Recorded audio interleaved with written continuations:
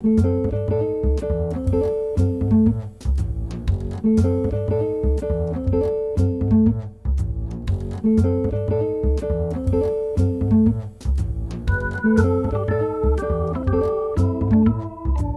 welcome to the Tuesday, May 8th edition of Central Focus. Today we'll be discussing the latest 60-hour film slam hosted by the Ellensburg Film Festival. The 60-hour film slam is one of the two slams that is hosted and produced biannually by this festival. Participating groups were given 2 required props, a character trait, a location, and 2 songs to incorporate in their films, which were written, directed, and edited in a time span of 60 hours. The films were judged by a panel of judges following Thursday and screened for the public this past Saturday in the popular Ellensburg music venue, Raw Space. I'm here now with the president of the Ellensburg Film Festival, Cameron Jessup. How you doing, Cameron? Good, how about you? I'm doing pretty good. So what kind of planning goes into this kind of a festival? There's a whole lot of planning that goes into it. There's everything from figuring out where you're going to do registration and kickoff. There's what are the prizes going to be for the winners, what's the criteria, who's going to judge it, where are you going to screen, you know, just everything that everybody had to go through had to have at least one conversation to make it happen. So there was a lot of it, but it was definitely worth the effort. And it's common for the film slams, the teams are usually assigned a film genre, and you didn't do that this EFF. Was that your choice, or what was the reasoning behind it? It was my choice. I was kind of the overall organizer and manager of the 60-hour. I didn't want to assign a genre because I, in past slams, have seen that if there is a genre that's assigned, because you have such a short amount of time, people tend to go with like the cliches or the standbys of each genre. You know, if you're going to get film noir, which I would rather not see another student film that's a film noir, just because there's not much you can really do with that genre anymore. You know, just really I wanted to vary it up, and then also some people, you know, do better in one genre than another, and while film slams are meant to kind of push yourself creatively and see what you can do in certain constraints, I feel it should also be an opportunity to really grow, as well as kind of show off your best work. So really give everybody a chance to play to their strengths. Yeah, it kind of takes, I mean, like you said, with such a little amount of time, you have to kind of just use what you have. This time it gives a little more focus on what you're already talented at, so it gives you a little more effort to do that. Yeah, and then shifted the focus away from a genre and more onto the character trait or the narrative element. There were both of those things that they could have picked from, so it was still going to give them kind of a rough plot outline. Yeah. But still, you know, if you write comedy, then no matter, even if you got, you know, one crazy character trait that seems like it could be more dramatic, you could always put a spin on it and make it a comedy or whatever. And another interesting choice was you required music in this one, and again, that was most likely your idea, so what was the reasoning behind that one as well? Well, first off, I'm just a music lover, and, you know, I came from just wanting to see what people could do with, you know, different songs, especially if they're going to be combining different song genres, if it's country and electronica, or if it's pop and classic rock, see what, you know, what kind of thing people would do with that. And, you know, there are definitely some funny results with it. A lot of cool uses, both in soundtracks for the films and also stuff that was, you know, diegetic or native to the film itself and what was going on in the plot. Yeah. So it was fun to see that, and, you know, I just try to incorporate music into everything, and, you know, it also it was an opportunity for people to use real music and not those soundtrack loops that we all know and love. Yeah, and it was, you know, it was nice because I think some effort went into throwing a little bit of curveballs along with, on top of the fact that you get to use music, but, you know, there was stuff like Backstreet Boys and things that people probably wouldn't have thought to use ever. Yeah, there were definitely some that I wouldn't have wanted to get myself. You know, any of the country songs, I would have, you know, really strangled somebody if I would have gotten one, but we just try to come up with a bunch of different ones to really, you know, like you said, throw a curveball into it and push people in different ways than just the standard, oh, you have to make, you know, a buddy comedy or a disaster film or, you know, an adventure story or something like that. Just really kind of push the boundaries and see what people can do. Absolutely. And so, really quick, you were the president. How do you think this one compared in general to the rest that's happened so far, the festivals? Well, I think they're all good. It's always fun to see what people can do in such short amount of time. I think working under that kind of pressure, at least for me, is a blast. I think I'm actually more productive if I'm really coming close to the wire than if I have a whole bunch of time to plan something. But, you know, it's always exciting to see what people do, and I think there's a lot of people in this program who are good, and it was fun to see what they have. Absolutely, and you were, on top of being the president, you were also a participant in the Film Slam, and you directed the group. So let's take a look at your film entitled Two Nights Only.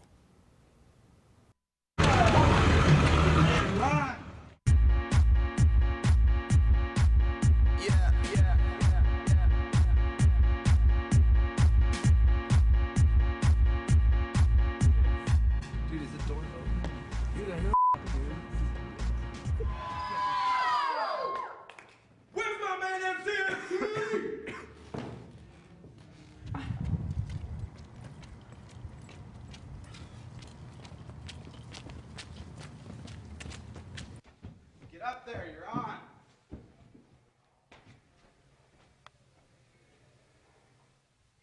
He changed his look. I didn't pay to see Carlton.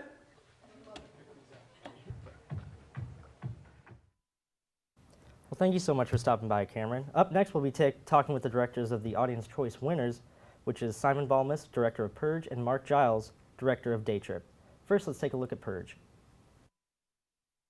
Come on, Trent. Where you going, man? Away from you! You know, I didn't ask for any of this. You completely me. What are you talking about, man? Everything's gonna be just fine. Why don't you listen to yourself? What about Darren? Don't talk about Darren. Just listen to yourself. Just shut up! This is your mess. Trent, man, you didn't have to. Going home. Don't follow me.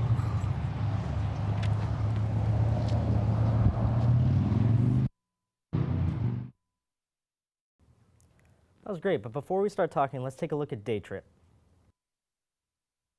It's so, Boring? I was gonna say peaceful. Yeah, well, I'm still gonna say it's pretty boring. Come on, man, give it a rest. Dude, all I'm saying is we can make this hike a little bit more interesting. I don't know.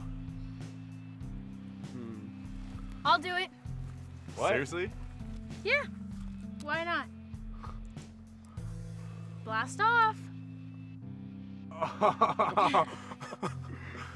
Well, what are you waiting for? Yeah, well, Oh, here's getting weird. see you at the stars, dirty spaceman. Hey, wait up. Welcome back. I'm here with the director of Purge, Simon Balmas, and the director of Day Trip, Mark Giles. How you guys doing? Good. Swell. Swell. All right. So Simon, what were your required elements in this? All right, let me see. For a character trait, he needed to be arrogant. Our two songs were Backstreet Boys, I Want It That Way, which was unfortunate, but we found a good way to put it in there. And REM's The End of the World, and we had to shoot by Barge Hall, Okay. and I believe that was it. And Oh, then- and we needed a lollipop. Oh, okay, the lollipop. And then the balloon, I think, was for Right, for that all was, of them. yeah, Universal. Yeah, and I watched, and the Backstreet Boys, it didn't take wasn't away. Yeah, it bothersome. wasn't Right. awful. And then Mark, what were your required? Let's see. Our character trait was actually a wild card. I think by accident we drew a blank one. So we ended up making that adventurer. So our main character is kind of this adventurer. And then other required elements were Blue by Eiffel 65, which we ended up writing in as a story component. The audio was still non-diegetic in itself, but we actually created a story element for it. And then the other song we had to use was Float On by Modest Mouse. Prop, we had Whipped Cream, which we just kind of knocked out right away in the opening shot. But I think that's it. Okay. And then the blue, I saw you came with the had the whole. Yeah, blue Which is that was a cool way to connect it with everything. So both of the films had some pretty good special effects in it. Was that difficult? Was it I mean, you only have 60 hours, so what kind of went into all the special effects for both ends? Well, for us, we wanted to show one of our day trippers as having blue skin, so we ended up just using blue paint. We did some camera tests early on and realized that we weren't going to be able to key out just Cole's arm, so we ended up having to go buy blue paint and film it just in my backyard as a pickup shot with the blue paint. So that was a pretty easy one to get around. And then the other stuff was mostly just color manipulations and time remappings and things like that. So pretty basic stuff. Yeah. And then For our group, we used squibs for one of our scenes, and the guy Nick, who constructed everything, he'd only done it a couple times, so he wasn't completely, confident, but we gave it a shot anyway. And it's gonna make a mess, and so I didn't have 3 white shirts lined up and 3 pairs of blue jeans ready to go. So I really wanted to nail it on the first try, which was nerve-wracking. But I don't know, it worked out, and the squibs worked great. Nick did a great job. Looked and great. Yeah, Yeah. yeah, like we were really happy with how it came out. which is funny because I heard from Nick earlier that you did a test just to make sure, and that one. Didn't go very well, right? Which killed the confidence even more. But it worked out. So yeah, the final product looked really good. Cool. So and then Simon, this for you. Your character had some really emotionally charged scenes. Do you think did you have trouble getting to that, or I I mean, yeah, a little bit. I've never had to bring that sort of energy before. There's a couple scenes where I have to yell at Nick, and actually the first time that I yell at him, we're in the car, and I didn't tell him, like, because we hardly ever worked together before, and I didn't say like, hey, I'm gonna get serious and I'm gonna be mad and yell at you. And so when I shout this line at him, he told me that, like, you actually frightened me. I didn't think you were gonna do that. But I mean, I don't think there's any trick like, oh, I just think of something. I don't know. I just I just tried to execute it the best way that I could. Yeah, I mean, I guess coming from a filmmaker standpoint, you kind of just know it should look like this and it should sound like this. And I thought of my puppy dying, so that. Yeah, oh, you know, throw a little bit of that too. And then Mark, so your film was shot entirely outside. Did that make it harder for the cast and crew? Well, they're all sunburned by the end of it, which you can kind of see. And we shot the very first scene of the film the next day, actually, so they're all sunburned from that. So it definitely shows, you know, shooting 10 pages outside in the blaring sun is a grueling task, and my cast and crew were just troopers. They pulled it off. We had to be really careful with the order we shot in, since the sun is a tell of it being out of order. You know, the last shot that takes place outside is right at sunset, so I had to scramble to fit everything else in right before sunset, so that as the sun started coming down, we could move to that location and nail our last shot. Yeah. So it was just more of a balancing act than anything else, but you know, we just really paid attention to the position of the sun in the sky and pushed through. Yeah, I mean, just one more little element to keep track of. Yeah, exactly. You guys did well. I mean, there's no, like, tell that I saw where, like, oh, the sun wasn't in the right spot there. Yeah, it all just looks the same. Yeah. And then, this for you too, Mark. Did you have an idea of what you wanted to do for the script? Did you come into the Oh, no, not at all. No, I was expecting to be given a genre. Oh. I mean, Cameron kind of turned the tables on us by not locking down what we needed. So Cole and I, we knew beforehand up front that we were going to write it, and we did no pre-staging.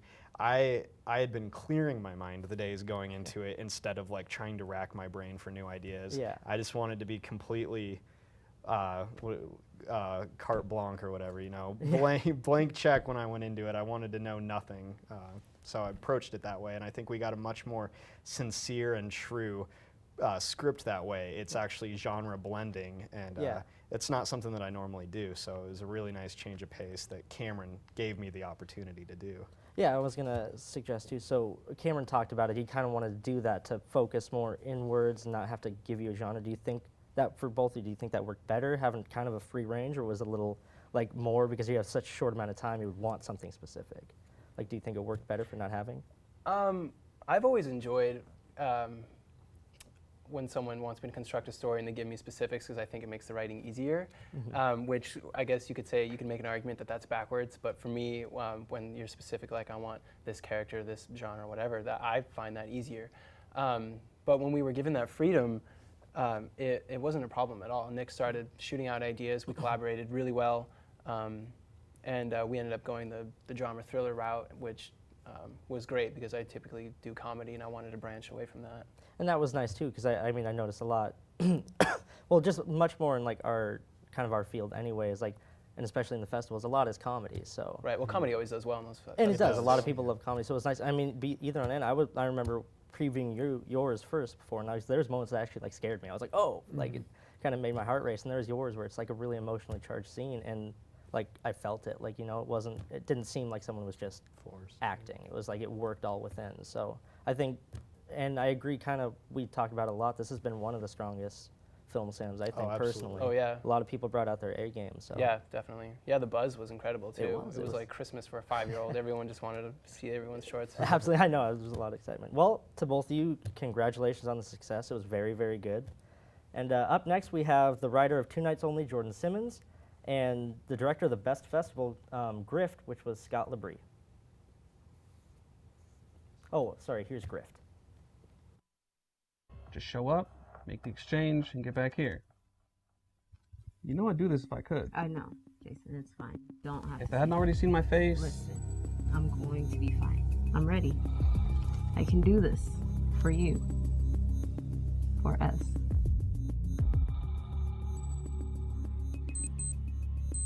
It's time.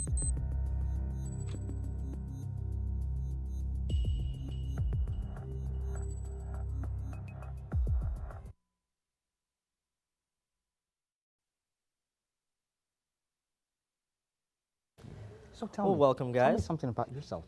I think we're starting. Oh. Welcome, guys. Jordan Simmons, Scott Labrie. So Jordan, what was your required elements for your guys' script? Of course, we had the universal prop, which is balloon. Our original prop was ice cream. Character trait was mistaken identity. And the two songs we had was Beatles, All We Need Is Love, and Jefferson Starship, We Built the City. Those are two pretty impressive picks, I would say. Yeah, I would say so myself. And Scott, yours were? We had to have a hand mirror as our individual prop. We had to shoot in the Cirque parking lot. Our character trait was two-faced, and our songs were Space Oddity by David Bowie and Drink on It by Blake Shelton, which was, yeah. Fun to work with, I imagine. Fun, sort of. Except for listening to, that was Oh, awful. of course, yeah, that's never good. But, so Jordan, I know the director Cameron, he's, very into music and all that. And I know your brother himself is, kind of trying to be a rapper, wants to.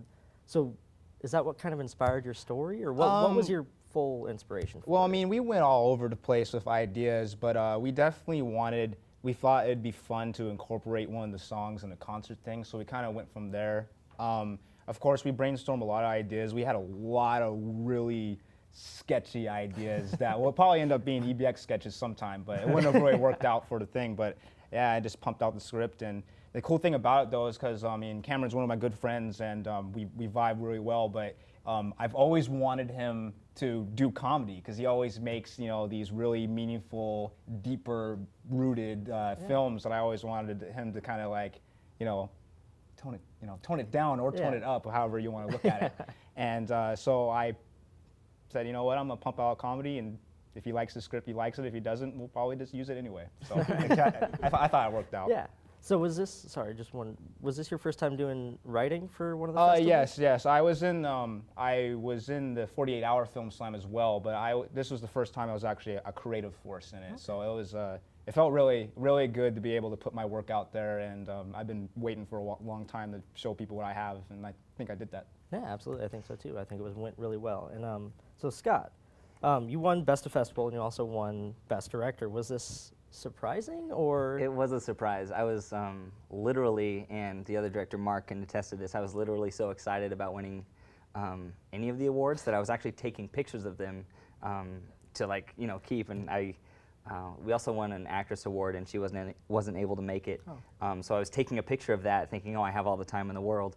And then they kept calling my name. I was pretty shocked.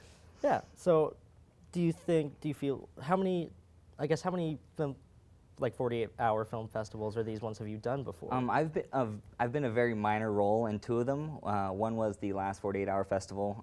I ended up getting really sick and was just a very minor part of it. And then I did one in Sacramento with a friend a couple of years ago. But both very, very minor minor parts in the crew. But this is the first time directing, of course. I'd say it's probably a pretty good first time if you win all this. And I feel like it was a good start. And are you done after this year, like graduating wise? More or less. I'll be taking one additional writing class in the fall, and that'll be my final. Okay, I was saying, it's a pretty good way to go out through college too. Yeah. There might be one in the summer. I'm not sure, but could be. Hopefully. I think there's one in the fall at the very least. Yeah. And so, this will kind of be for both of you. What was the most difficult part that you feel personally, that like shooting, writing, any parts of that? What was kind of like the biggest obstacle you guys had to get over? Well, for us, a lot of we have a really good producer, Ryan Turner, who also was the manager. So kind of looked the part already. He did a really good job in securing the locations, but we only had it for limited time. So kind of our style, Cameron's style of directing and my style of writing, or my style of directing when I had direct, other projects, is that we were more used to kind of just meshing together and kind of pumping things out without a script. But with the script, it served as like the backbone of it, but we kind of ad-libbed and diverted from it and went back to it. So, it wasn't necessarily difficult, but I'd have to say just making sure we were on time and on schedule, so to speak. I imagine, yeah, it's a big thing for such a small amount of time you have, and then. Yeah, we had a couple of problems. One is that me and the rest of the crew live in Yakima, and we had to shoot in Ellensburg. So there is a time when we had to come back to Ellensburg and shoot a short scene. And unfortunately, our actress picked up her hand mirror in one hand in most of the things, or in the establishing shot of her taking up the mirror. And we didn't want to drive all the way back to Ellensburg to get a pickup. So in that scene, and we also had used another student's car, so we shot that scene, which is supposed to be 2 cars in 1 parking lot, and 2 parking lots and 3 cars. Okay. So we kind of had to make that work for us. Another thing is that we planned to shoot in a bar, and we had access to the bar. The only problem was that they were having a band on the night that we wanted to get in there as early as we could. Well, the band stopped at 2 a.m., and so we could really only start shooting at about 2:45. Yeah. And that was bad in and of itself, but the only reason we had to stop, there was a couple more shots that we wanted to get, but the sun came up. So that was, kind of taxing. That's a big struggle. And this is kind of for you too. Obviously, most of the people filming here are kind of just around Ellensburg. They're based in Ellensburg. Do you think being in Yakima and having kind of a different location helped out a little bit with that, like a little fresh? I think there were pros and cons to it. Like I said, the con would be having to shoot something in Ellensburg. I do like, it's part of the Ellensburg Film Festival, so I respect the fact that, you have to start in Ellensburg and it's okay to have one there. It was kind of nice to be able to go to Yakima simply because it's where I am around. I knew that we could get the locations there. So in that regard, it was just like anybody. It wasn't so much an advantage as much as I was able to do that, just like all of the other contestants were able to shoot around their homes. Yeah, it made more sense. So I guess the traveling aspect was the only con. And then for you, you're saying Ryan kind of was in charge of finding locations and that stuff. Was that because I know you shot at Ross Base and you had some really cool venues. Do you know kind of how much effort went into that? We actually have a pretty good relationship, and Ryan especially has a good relationship. Wink, wink, Ryan Turner, if he's around. With Tony, the bartender and manager of Ross Base, so we are able to lock that up, and we basically live at Shooters. If anyone knows about the Wolfpack, so we are at Shooters, and so we knew Mike, and Mike let us do it, and it was really, really fun. Obviously, if you could tell, we have to shoot day for night for inside. The lighting was kind of off, but still, I think it still was believable. Yeah, it worked. And there's one more thing I want to add, actually. I forgot to say that our location was Munson Park. That was the location that we had assigned to. Okay, yeah, that was for that one. Yeah, where was MC was taking a piss. Just to remind you out there, whoever, have caught it. And then I kind of asked the other guys too. This film festival was a little different with the open-endedness, I guess, if that's a word. I don't really know. Sure. I know what you mean. You understand. Kind of like you didn't have a genre. Was this kind of a pro or con for you guys? I'll let Scott handle this one. I'll be honest, I thought it was kind of a con. I tried to keep my mind clear and not hark on ideas, but I couldn't help myself really. So because I kind of been thinking of what would we do if we got this genre, what would we do if we got this genre, the fact that we didn't get a genre just means I had a bunch of ideas in my head, and that was detrimental. But I think it was definitely harder not having to be, sort of narrowed down as playing with the net down, tennis or something. Yeah. But in the end, I think that it did allow us to a certain amount of freedom, and that was enjoyable. Yeah, like I said, I think it was a little bit of a curveball, but again, congratulations on both your films. Like I said before, this was a very, very good film festival. Everyone brought their A game. So, do you feel the festival, again, like I said before, everyone went really well. In comparison, what do you think otherwise? Did everyone, in your view, do really good in this one as well? I guess the level of professionalism. I would say so.